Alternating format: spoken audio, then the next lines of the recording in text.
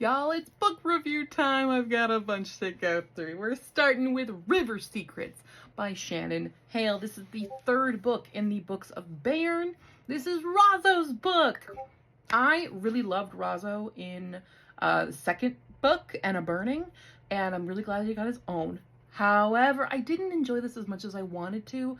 Granted, I have been in a very bad state of being, so that might have affected a lot of my reading the last few weeks. But I liked it overall. I think the thing that annoyed me is there was a bit of repetitiveness with Razzo's character arc, and in the insecurity that not insecurity necessarily, but the way he feels insufficient in a lot of ways, not recognizing his value, and then he like recognizes it and then immediately that goes away. That was a little bit of a meh. Also, Anna's character felt very different than what she was in her book.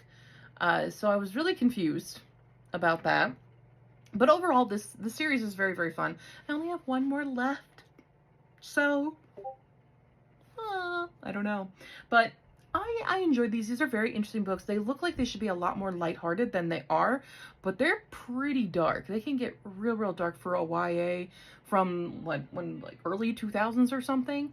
And yeah, it was definitely a ride, and dealing with a lot of themes that are not like adult themes, but they're darker themes, a little heavier in terms of like mental health and, you know, war and things like that going on, and, you know, unalivings and stuff. So they're not as lighthearted as they may appear. They're not actual like fairy tales, because the first one's based on the Goose Girl. I don't think the other ones are based on any other thing, and that first one was brutal, and it made me very, very sad. So don't think these are going to be light fairy tale YA reads. They're a little bit darker than what their covers suggest.